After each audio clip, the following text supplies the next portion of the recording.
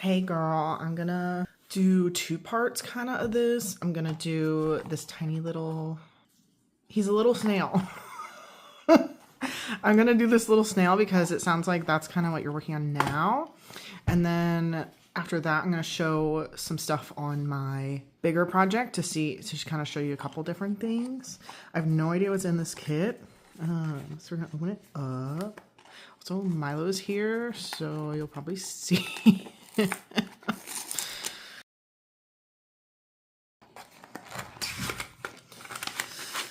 Also, I think this goes without being said that obviously nothing I'm gonna do is like the rules. I would say cross stitch is very much do what you want, but these are kind of the things I do to make it easier for me. Let's see, mini matchbox. It's so, oh, mini matchbox. Okay. I think we just have a tiny little hoop. Oh, he's so cute. It's a cute little hoop.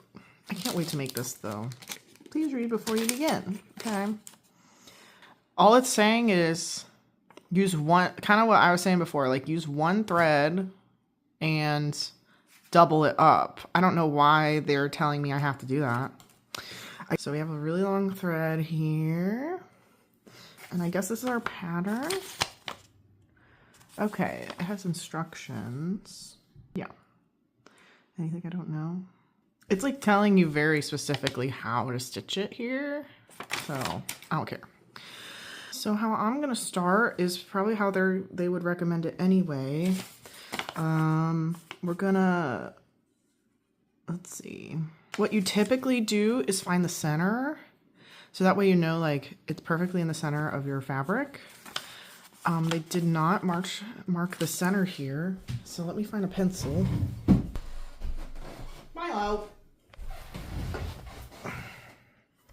Milo is here.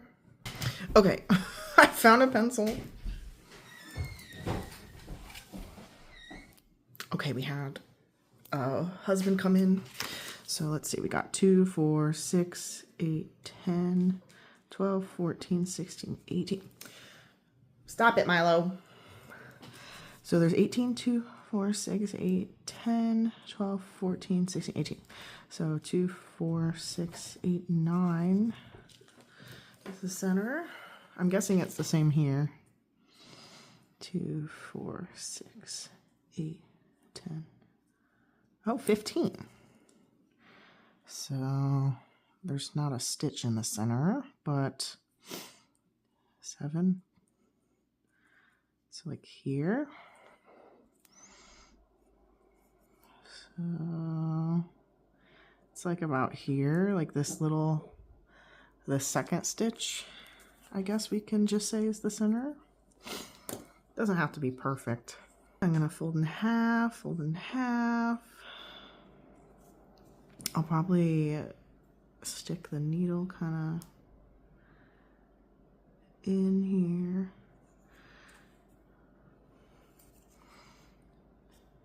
I guess I don't have to because it's creased. So we'll say about here's the center. I guess it, I mean, it doesn't have to be like perfect. It's just kind of like, you know, this guy's going to be pretty small anyway, so we could even stitch him up here and it would be fine, but like the more fabric you have around is going to be better, especially like if you're going to frame it or put it in a hoop or whatever. Okay, so let's see, we have this dark one, dark purple, so let me separate the dark purple here. I'm just going to pinch and I'll put these aside. And then I kind of like whack it a little bit with my finger to separate the strands and then hold one, again, pinch it out. Gonna wrap that up. I'm attracting a wick. Here, you want this? Okay, then we're gonna take the two ends. Got the two ends of thread. I pinch them together kind of like that. I'm trying to make sure it focuses. Now how I thread the needle, you can obviously use a needle threader, that's no problem. I fold it around the end here. Come on, focus. And kind of like pinch it. So you can see kind of some of the purple. And then you kind of just push in the needle like this, and it tends to thread it pretty good. Looks like I only got one there, probably because of the camera. And also I'm just trying to get wick away.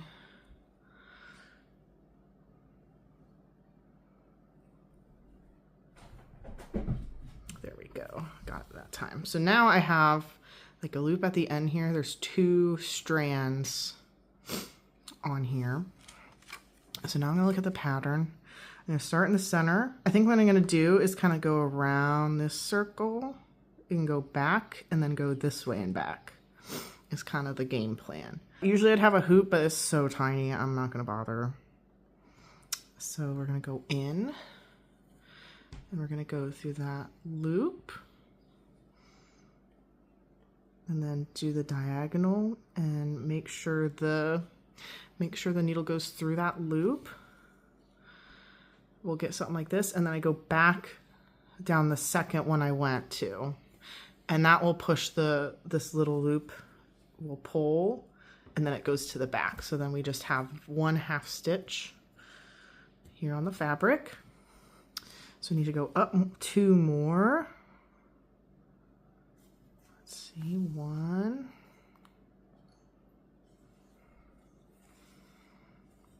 2.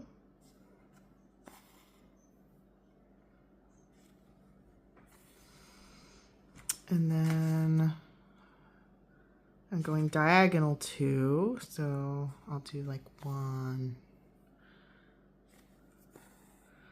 2, and then 3 across from that. Wick's playing with the thread. Hey! Okay, I kicked her out, but she's coming back! Okay. Where's the pattern? Here. So we did the cross, like these cross ones up here. So now we're going to go 3 over. 1.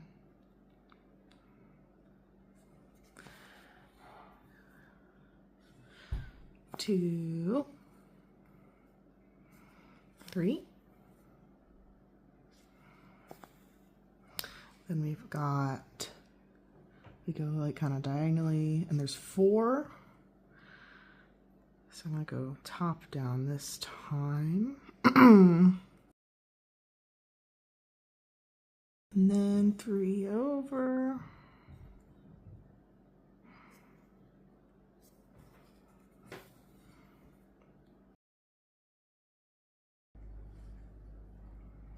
Just following the pattern.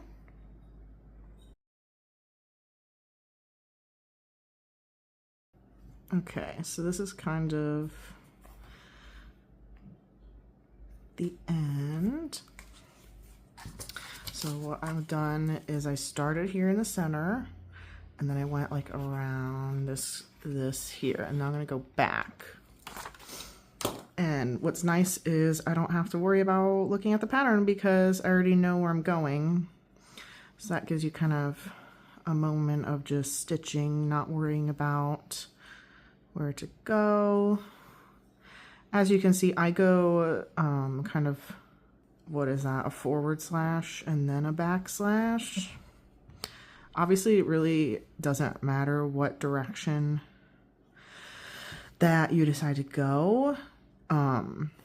One thing I would say is try to be consistent. So make sure that all of the stitches on the top are going the same direction. That'll make it look a little nicer. Especially if you're working with light colors, because that's a lot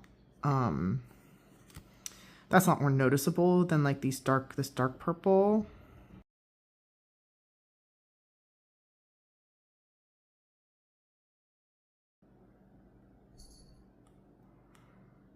Okay, once I get this stitch in, Okay. So now we've got those laid out. Now we're gonna go like do the last bottom part here. So one more down, and then we're gonna go diagonal twice. And then let's see, diagonal twice, and then we got 1, 2, 3, 4, 5. So it should be one from this. We have one stitch more than this kind of column here. So I don't even really have to count. I just gotta make sure I'm one stitch farther, or one column farther than the end of the snail's curl.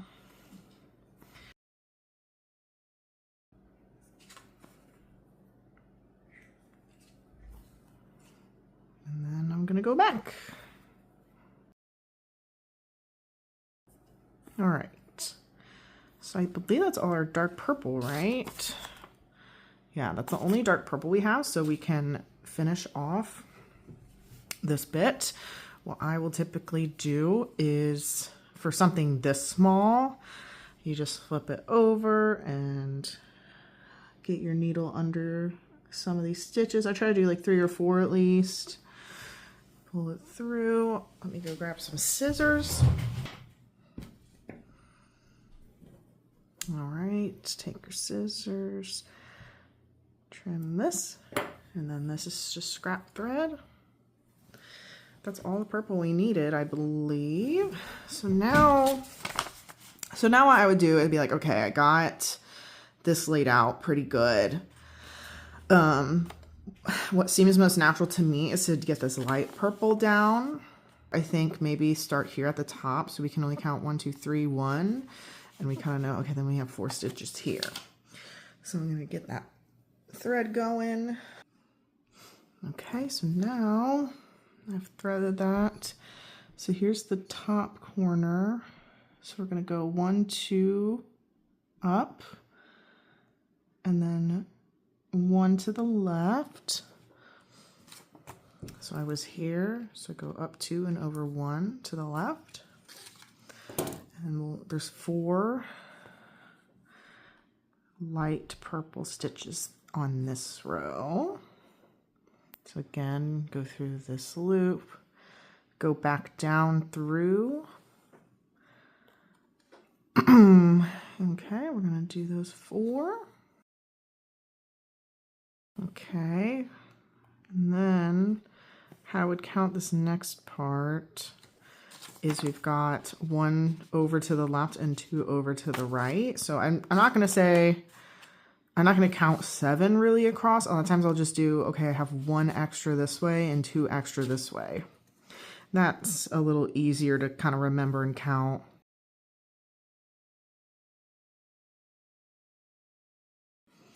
Okay, and for the next row, I'm going to do the same thing. It looks like we're going 1 over on each side.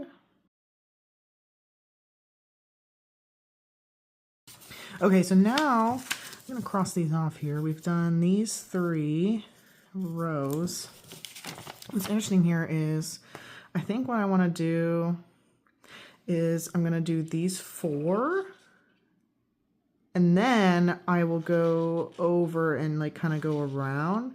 That way I'm not like traveling over 4 of these stitches. I'm just going to do these 4 and then like kind of go around and then kind of just go from there.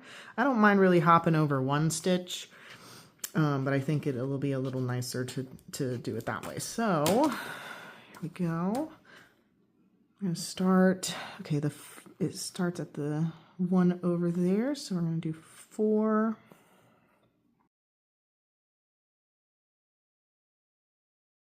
Okay, then like I said, let's see, it looks like we're starting in the same column. So we're going to do 3.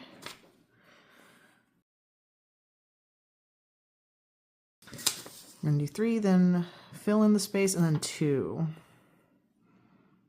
in this row.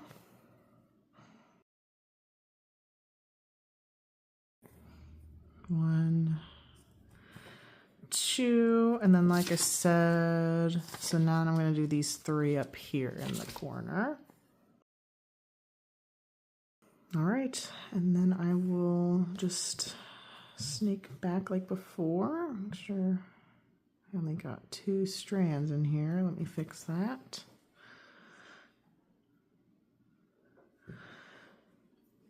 Sometimes this happens where somehow one, I think it's just how you start. Sometimes one gets a little longer, so I'm going to trim so they're the same length and get back to it. Okay, so it looks like I made a mistake here. You can see where the actual hole is. Okay, you see where the actual hole is, but I went a little straight a bit. So all I'm gonna do is get my needle under these stitches that I already had put in. Make sure I don't get the thread below. I'm gonna do 1 extra. And that's how I undo stitches. And then again, just thread my needle and I can continue back. Sometimes it's not that simple, but if you notice something, you can easily go back. That's how I do it. Make sure I get it that time.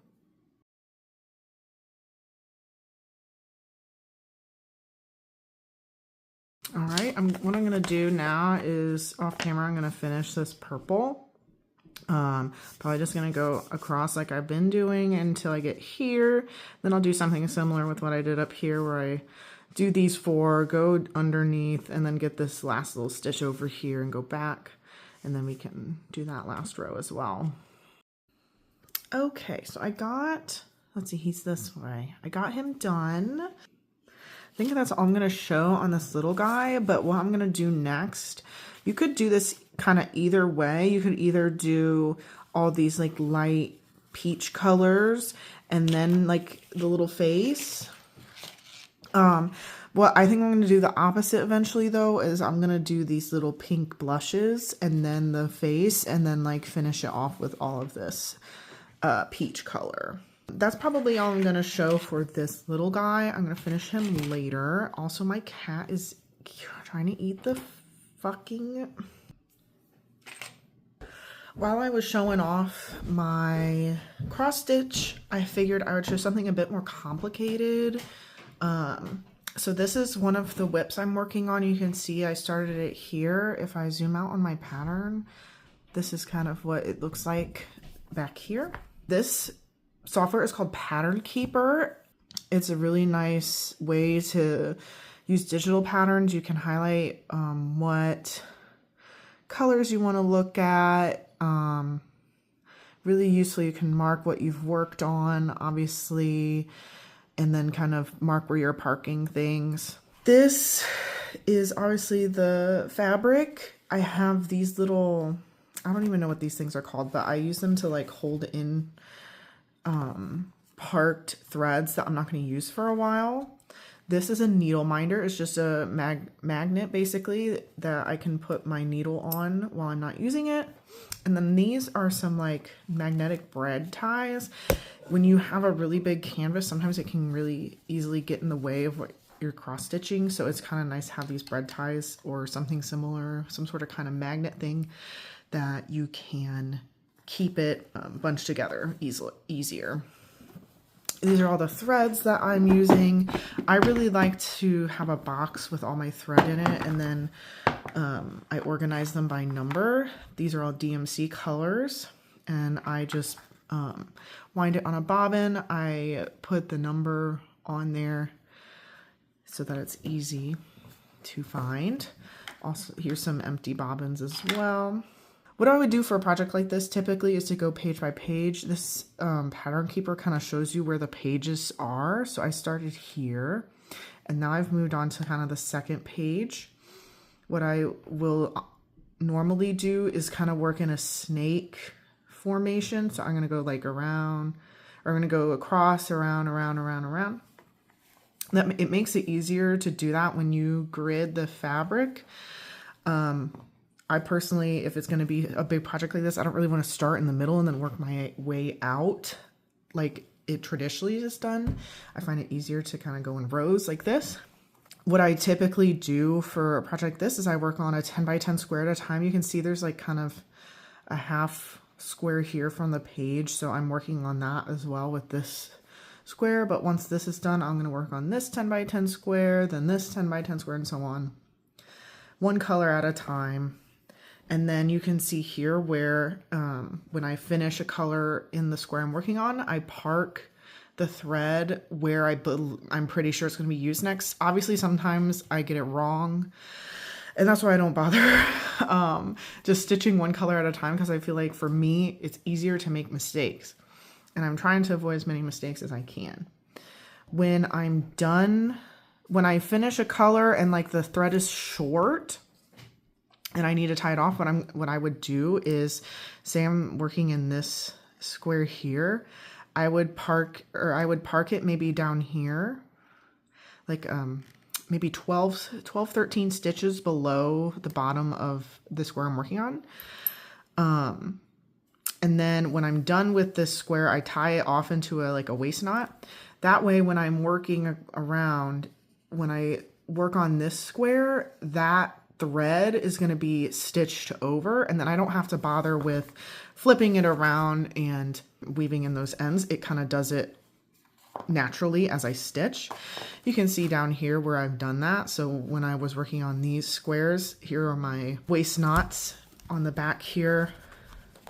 As I stitch over them, they will get covered up and kind of locked in place, and then I can just trim off these knots. I think that's about it for the more complicated projects. Again, this is how I work on them.